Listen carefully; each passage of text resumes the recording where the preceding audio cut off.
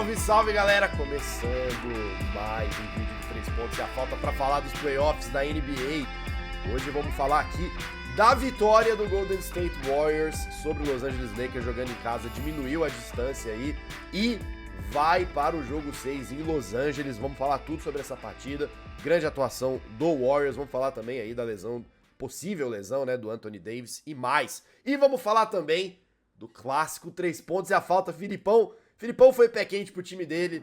New York Knicks também encurtou aí a distância para o Miami Heat, jogando em casa, venceu a partida, vai fazer também jogo 6 em Miami. Tivemos aí os anfitriões vencendo nessa quarta-feira e vamos comentar esses jogos aqui, mas antes a gente pede aqui para você já deixar o seu like nesse vídeo, super importante pra gente chegar a cada vez mais fãs de basquete, fãs de NBA. O like é a ferramenta pra gente conseguir chegar lá e a gente depende de você. Então, a gente pede pra você deixar o like. Se você tá chegando agora aqui no canal, se é a primeira vez que você tá assistindo aqui o 3 pontos e a falta, assine o canal do 3 pontos e a falta pra não perder nada. A gente tá falando de todos os jogos dos playoffs aqui. Então assina pra você ficar ligado, pra você ficar ligada e não perder nada aqui das análises do 3 pontos e a falta. E o Filipão me lembrou também, um negócio que a gente tava esquecendo de dizer, que o 3 pontos e a falta também está nas plataformas de áudio. A gente tá aqui no YouTube, mas originalmente a gente começou como um podcast.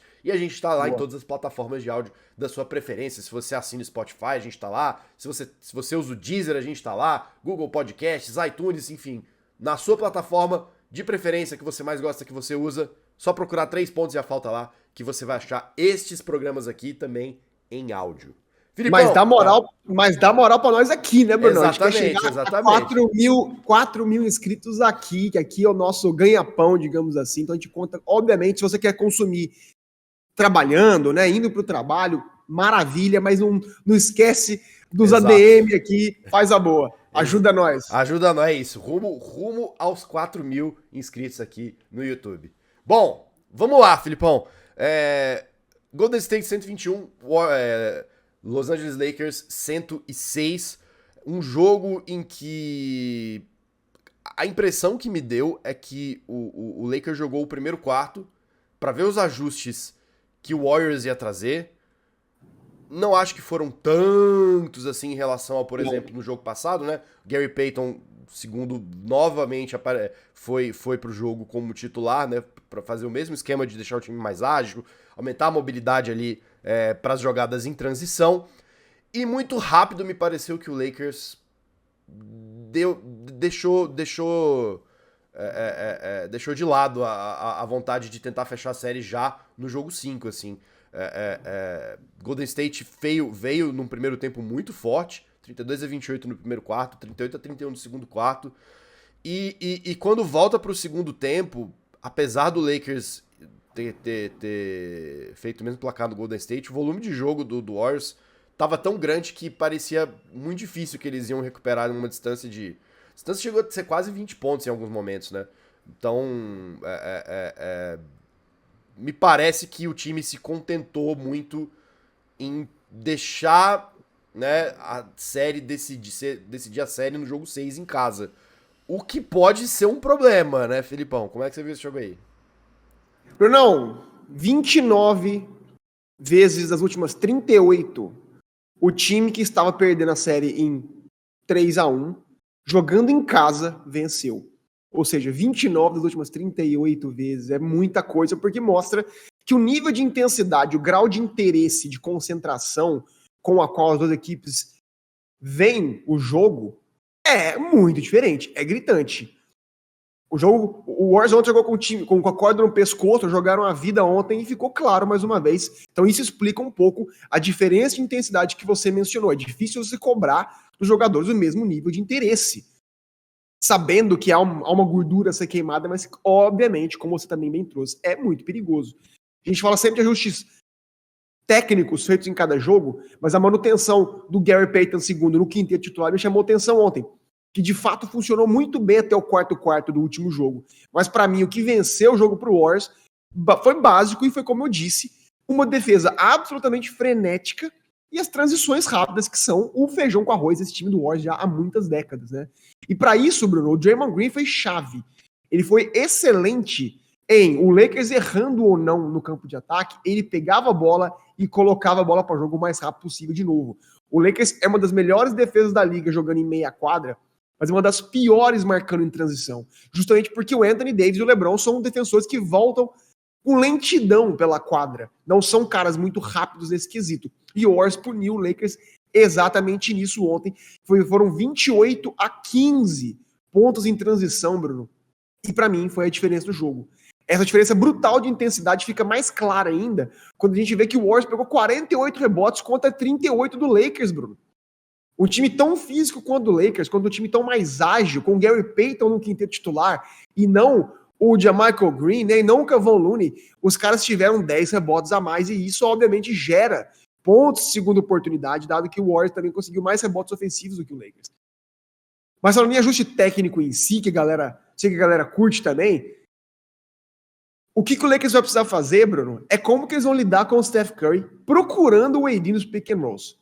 Eu também mostrei no último vídeo como que ele, em vez de atacar frontalmente o garrafão do Lakers, fazia uma corrida lateral, tirava, né, obrigava o Anthony Davis a correr junto com ele, o Anthony Davis saía do garrafão, e então o Steph brilhantemente encontrava um companheiro fazendo facão, né, penetrando, e ontem mais uma vez ele fez isso brilhantemente, o Lakers não teve resposta.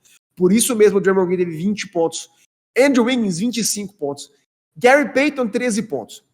Bruno, são 58 pontos desses três caras, velho. Simplesmente porque eles não tinham AD protegendo o garrafão. E isso pra mim é mais um tesouro escondido dentro do jogo ofensivo do Steph Curry, já tão completo, né? Ele obviamente é conhecido pela pontuação, por ser o melhor arremessador da história, mas a facilidade com que ele cria oportunidades, chamando a atenção da defesa adversária, para então colocar os companheiros na cara da cesta, é algo que não se fala muito por aí, né? Essa habilidade de playmaking dele. Ele teve um triplo-duplo no jogo 4, e ontem, novamente, teve 8 assistências. Ofensivamente, ele tem sido já, Bruno, para mim, disparadamente, o melhor jogador dessa série em termos de consistência. E quando ele só chuta 3 de 11 de 3, o time ainda ganha, é muito por conta de que ele tá ditando esse ritmo dos companheiros. E isso, para mim, é algo monstruoso demais pro legado desse cara, que para mim já é top 10 de todos os tempos, cara. Bruno, e quando você tem esse cara cerebral e um elenco tão competitivo dando sangue na defesa, cara, a gente vê porque o Warriors é uma dinastia que ninguém pode duvidar. Eu já mencionei o Draymond Green no começo do bloco, mas o que ele fez defensivamente ontem foi, assim, fenomenal. Ele foi super físico com o AD no garrafão e, ao mesmo tempo, foi ágil o suficiente para cobrir a marcação de alguém que ficasse livre, eventualmente, nessas tantas trocas, esses tantos pick and rolls de um ritmo tão frenético. O Wiggins também foi excelente, Bruno. Pressionou o LeBron o jogo inteiro. DiVincenzo, mais uma vez, espetacular no perímetro, atrapalhando os pick and rolls do Lakers. Moses Moody também teve um começo de jogo muito interessante. E, honestamente, cara, já falando um pouco de jogo 6, é essa a receita do bolo para eles. Eu realmente não espero que o Lakers jogue com essa mesma baixa intensidade, em casa principalmente, né? Mas se o Warriors imprime esse ritmo, Bruno, conseguir sair em transição rápida e manter o AD fora do garrafão como fez hoje, eles têm totais condições de vencer esse jogo 6 e levar o jogo, a série para o jogo 7 em casa. Em outras palavras, e dado que eu tenho visto o jeito que o Warriors é jogado dominantemente em casa, o jogo 6 é uma final pro Lakers. Eles não podem sonhar e não deixar o sangue suor e as lágrimas deles na quadra, porque a gente tem que mencionar o fato de que o AD saiu lesionado ontem. Exatamente. Você começou o bloco falando isso. Exatamente. Né? Você vai explicar como é que funciona o protocolo de concussão da liga que você estava me explicando aqui antes da gente começar a gravação. Mas, Bruno, de repente, cara, tudo pode mudar. Então, a gente já sabia que o jogo 6 seria crucial, mas agora, mais ainda, porque a gente não sabe, primeiro, como o AD vai entrar em quadra, porque a gente sempre cobra isso dele, mas se ele vai poder entrar em quadra, e isso é muito, muito sério, muito preocupante. Então a série tá super em aberta, gente. Então, é exatamente essa questão, né? Acho que é muito chave pro Lakers, né? A presença do Anthony Davis ou não, porque você tem uma... Toda vez que um atleta tem uma suspeita de concussão, né? Porque, como é que foi a lesão? O Anthony Davis, ele teve uma... Ele foi pra uma dividida com o Kevon Looney, e o Kevon Looney dá uma cotovelada na cabeça do Anthony Davis. O Anthony Davis, ele volta meio zonzo, vai direto pro banco e não retorna mais na partida, né? Então toda vez que você tem uma suspeita de concussão, A liga, né? A liga em por si. exigência da liga, o jogador ele tem que ficar fora até que faça todos os exames, né? Você tem que fazer todos os exames, você tem que ter um negócio, né? E no mínimo 24 horas até sofrer a concussão, o cara não pode fazer nada. Então, assim, existe uma possibilidade, obviamente, a gente tá falando aqui como especulação, porque não saiu nada oficial ainda, né? Mas por conta desses protocolos, pode existir um cenário em que a liga obriga o Anthony Davis a ficar de fora do jogo.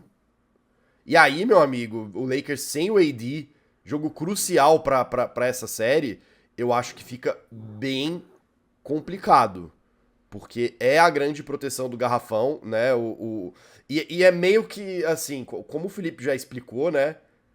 O AD é esse obstáculo gigante no caminho das jogadas em transição do Warriors. Você vê tudo que os jogadores do Warriors estão tendo que fazer pra minimizar o impacto desse cara, né? E Bruno, Pra não encontrar com essa parede que tem ali na frente da cesta do Lakers. Se você tira isso, potencializa completamente essas jogadas rápidas de Golden e State. todos os jogos que o Lakers venceu nessa série, os 3 jogos que o Lakers venceu, contaram com o AD sendo o melhor jogador defensivo da quadra. Sim. Ou seja, passa de fato por ele. Então vamos ficar de olho para ver como é que essa ausência ou não vai se estender, vai ser explicada pela liga e pelo departamento médico do Lakers, porque, de fato, como eu falei, é uma final pro Lakers e a gente quer ver os caras em quadra, né, Bruno? A gente quer ver o AD tendo a oportunidade de se mostrar num jogo 6, a gente quer ver o Warriors se ganhar eventualmente com o AD em quadra para ficar realmente mais legal pra gente, que a gente gosta de ver, obviamente, os times com seus principais jogadores em quadra, porque essa série tá maravilhosa, cara. Eu sei que o torcedor do Lakers, o torcedor do Warriors tá sofrendo bastante, Bruno, mas tá maravilhosa, a gente quer ver esse jogo, cara, realmente com o time completo. É bom a gente ressaltar também que as notícias iniciais, né, de tranquilizar o torcedor do Lakers, que as notícias iniciais dão que o AD tá bem. Obviamente, Sim. ele vai ter que fazer esses exames, né? Tem todo um processo, você tem que fazer uma avaliação física e depois que você faz essa avaliação física, é uma etapa lá que você corre na bicicleta e ele faz um exame neurológico. Depois você tem que correr e fazer um exame neurológico. Se ele passar por todas as etapas, eu imagino que isso daí deve acontecer Sim. hoje. Até porque o jogo 6 já é agora nessa sexta-feira, né? A gente deve ter alguma notícia algumas horas depois aqui da publicação desse vídeo. Então, inclusive, que se já tiver saído alguma atualização, já deixem aqui nos comentários, né? Ajuda aí a galera também. A galera que tá nervosa aí com a ausência possível ausência do AD no jogo, já avisa. Mas a gente vai ficar de olho. É um jogo com clima de decisão para ambos os times, clima de final. Vai ser muito interessante a gente acompanhar. E no sábado vai ter vídeo aqui no 3 Pontos e a Falta para falar tudo sobre essa partida. Bom, vamos agora aqui para o nosso segundo jogo aqui do vídeo. Jogo 5 do clássico 3 Pontos e a Falta. New York Knicks no Madison Square Garden em casa venceu o Miami Heat por 112-103. Uma partida em que... O que eu, assim, obviamente o Felipe vai falar muito mais do que eu, porque não apenas ele, como torcedor do Knicks, mas era um cara que estava lá, vai ter muito mais o que falar do que eu a respeito dessa partida. Mas se eu tivesse que resumir, Filipão, esse jogo, eu diria que o Knicks acordou. O Knicks, assim, ele apareceu ligado, funcionou em todos os lados da quadra, na defesa, no ataque. Os seus principais jogadores fizeram o que se esperava deles. Brunson fez uma partidaça, 38 pontos. O Julius Randle também foi super bem. Mitchell Robinson na defesa foi um monstro. O cara tava pegando tudo debaixo do garrafão. E o Knicks veio com uma intensidade de jogo tão alta que Miami simplesmente não conseguiu acompanhar. E aí até quando... Até fez aquela reação no último quarto que normalmente se espera, né? Do Jimmy Butler e tudo mais. Mas a diferença... E do Duncan Robinson ontem, Bruno. A cada hora que ele tocava na bola ontem, cara, o Garden silêncio. ficava em silêncio, cara, porque Bizarro, o cara tava pegando fogo no quarto. Mas de todo modo, a distância já tava grande demais pra Miami tentar alcançar. E aí foi aquele jogo de faltas, 20 minutos finais ali, né? Falta pra lá, falta pra cá, todo jogo tudo arrastado. Acabou que ficou por isso mesmo. Nova York 112, Miami 103. Como que foi essa experiência aí, Filipão? Não, Knicks in 7, cara, é o que eu tenho pra te dizer. Vai ser jogo 6 promete. Jogo 6 em Miami promete também, cara. Se vai o Knicks de Cleveland, cara. Vamos, Então, eu tô piano, Bruno, eu tô humilde, você sabe disso. Eu sei que o pessoal gosta que a gente faça essas brincadeiras aqui, mas eu sei separar muito bem. E ontem, claro que eu fiquei muito feliz com a vitória, muito feliz de estar tendo o privilégio, viver o sonho de estar no Madison Square Garden de novo numa noite de playoff. Mas, cara, era literalmente ganhar ou dar tchau ontem, né? Então, assim, do mesmo jeito que eu falei que o Warriors entrou com uma intensidade diferente do Lakers ontem por motivos óbvios, a mesma coisa aconteceu com o Knicks. E por isso a gente não dá pra cobrar tanto do Miami, que saiu de casa, né, tendo já 3-1 vantagem, não dá pra cobrar o mesmo nível de interesse no jogo do que os dois. Mas isso pra mim é um mérito a esse time do New York Knicks, como você falou. Mas, Bruno, honestamente, ficou claro pra mim que a gente realmente já viu qual é o teto desse time, cara. O time começou o jogo muito mal, primeiro quarto nervoso, o time sem intensidade alguma, não conseguimos pegar rebote algum no jogo, foi assim, era angustiante estar assistindo lá em quadra, você querer intensidade dos jogadores e não ver. O Randall chegou a ser vaiado já no primeiro quarto pela falta justamente de interesse no jogo, foi dominado no garrafão, mas ainda bem que eu acho que também tem um lance pivotal em que ele tomou uma cotovelada também do Bam Adebayo, inchou o olho dele, inclusive, ele foi pro banco, né, pro vestiário, e o Obi Toppin vem pro jogo, e o segundo quarto, o Knicks aparece finalmente. O time respondeu fisicamente, foi super intenso, venceu esse segundo quarto por 36-23, ou seja, o time acordou como você colocou. Achei que a defesa foi brilhante no garrafão, não demos liberdade ao Jimmy Butler, como estava acontecendo na série, principalmente lá em Miami. O time chegou a abrir 19 pontos, Bruno. Mas aí no quarto, as bolas de 3 de Miami, milagrosamente, na bacia das almas, que só para me matar do coração aqui, começaram a cair, cara. Duncan Robinson veio do banco, Bruno, e a minha impressão que eu tinha era sempre que ele pegava a bola dele caía. E aí a diferença encurtou, e Miami começou a fazer o hack and match, tem uma tática que surgiu com o Shaquille O'Neal, né, que chamava hack a Shaq, em que, por ele ter um aproveitamento pífio de lance livre, o adversário, querendo encurtar a diferença, o Shaq pegava a bola, fazia falta nele, levava a linha de lance livre, o cara errava, obviamente, o time fazia transição, encurtava a diferença, inclusive virava o jogo. E o Heat tentou fazer isso com o Mitch Robinson ontem, mas o cara foi super clutch, Bruno.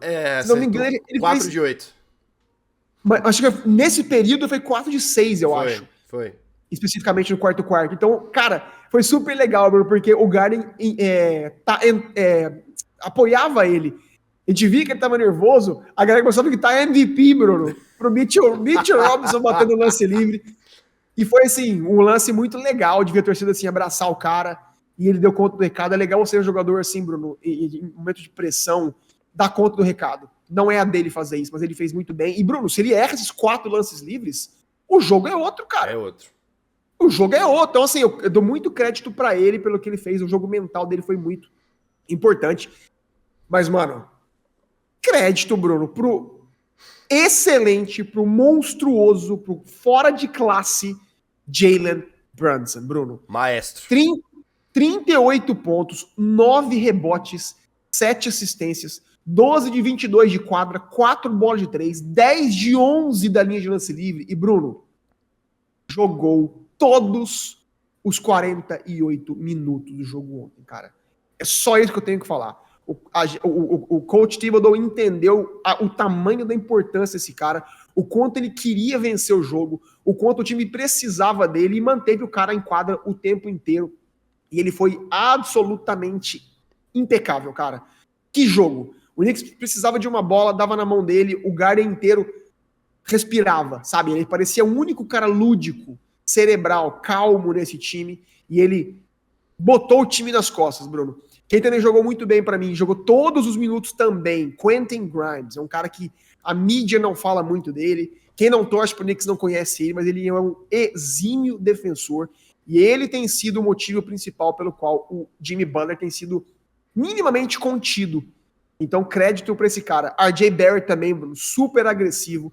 Pra mim, o Randall teve 24 pontos, mas o Barrett, os 26 do Barrett foram muito mais audaciosos do que o Randall. Eu senti que ele foi mais agressivo, ele procurou mais o jogo, ele penetrava, ele era o único cara assim, além do Brunson, que ofensivamente dava alguma coisa pra gente. E como eu mencionei nos últimos jogos, o Josh Hart estava comprometendo demais o ataque do Knicks, já que o Heat ignorava esse cara.